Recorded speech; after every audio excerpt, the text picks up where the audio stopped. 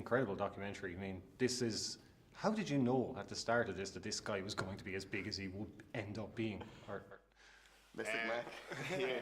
Well, I actually, so I met him back in 2012. So this was before he was fighting on Cage Warriors and local shows, and nobody really knew him. But I think people inside the gym kind of knew, this guy's got something about him.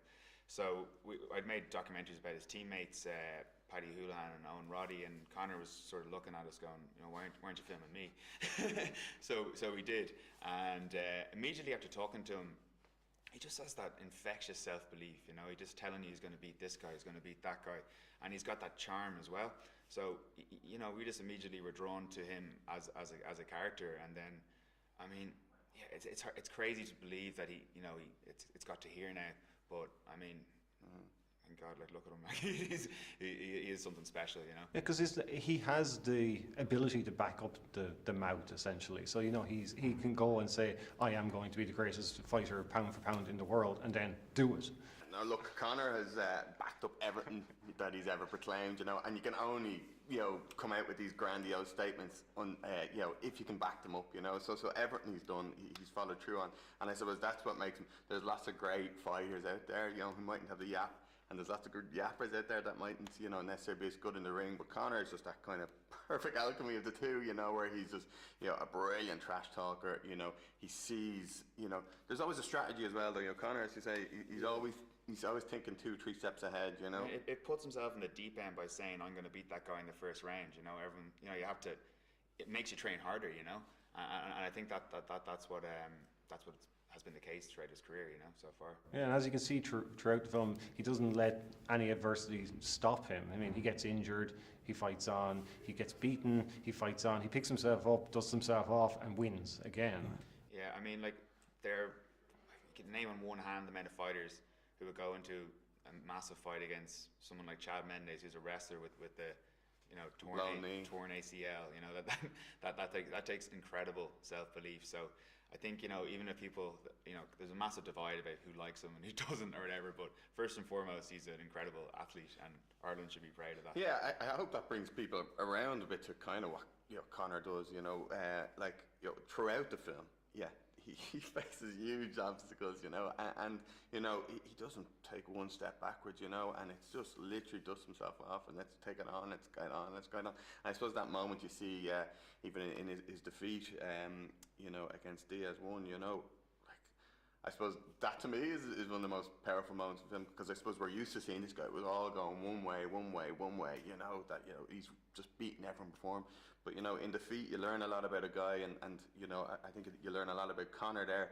But again, just dust himself off. I'll take that rematch, and Diaz is a big unit, a big man, and Conor didn't think twice, and so I suppose in terms of telling the story of Conor, I think they're the key moments. Is the rise of Conor from being this kid with a dream right the way up through rags to riches. He's going to be world champion. He predicts it all, becomes world champion, becomes the most famous Irish sports person in the world arguably, and then is defeated. So there's a great arc of a story from a filmmaking point of view.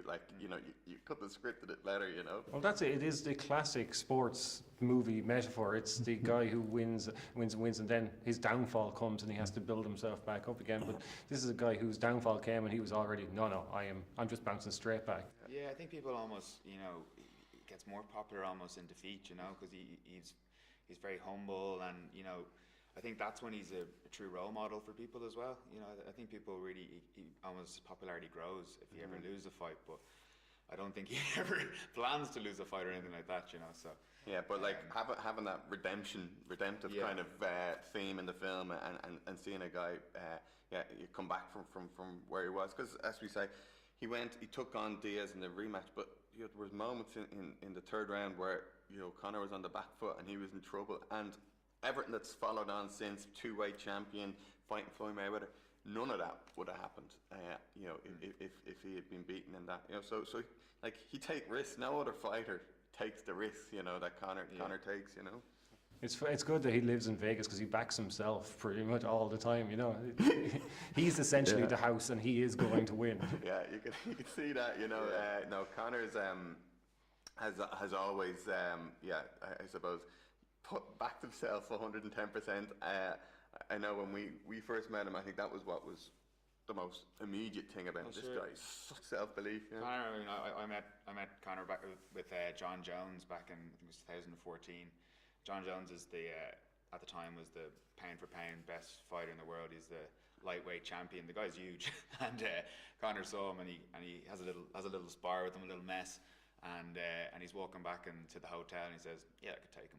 And I swear to God, he believed he can take him. You seem to have built great rapport with him because you're there for some very intimate moments in his life. So he seems to have a lot of trust in you. Yeah, I mean, I suppose we I've known him for a number of years now, and we were the first camera crew around him, and we have a good trust with him. We did a series with RTE called Notorious. And the relationship's really good, and it was the kind of thing where Conor would be telling all the cameras out of the room, but he didn't mean us, so we got that sort of behind the scenes access always, and he was also open with us as well. I think that's the one thing I would give him most credit for. He's been incredibly loyal to us as a production company, loyal to Gavin and Graham and the lads, because it has gone to another level, and there has been so many opportunities and offers to do other things.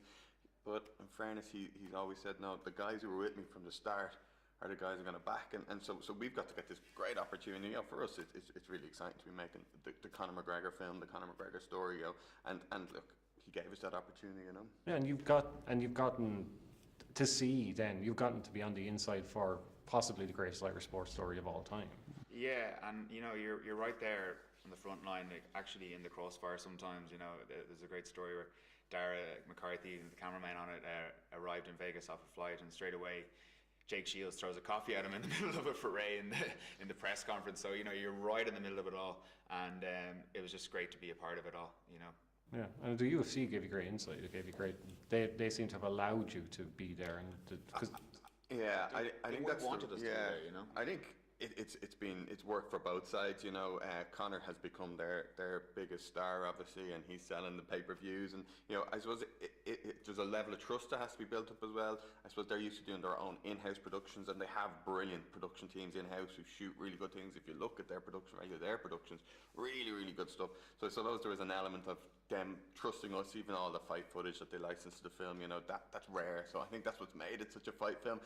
Imagine a fight film without fight footage, So we've got that opportunity from the UFC. So yeah, it's been incredible. And it's very cinematic. I wish you the very best of luck with it. Brilliant. Thank you very much. Thanks a million. You're very good.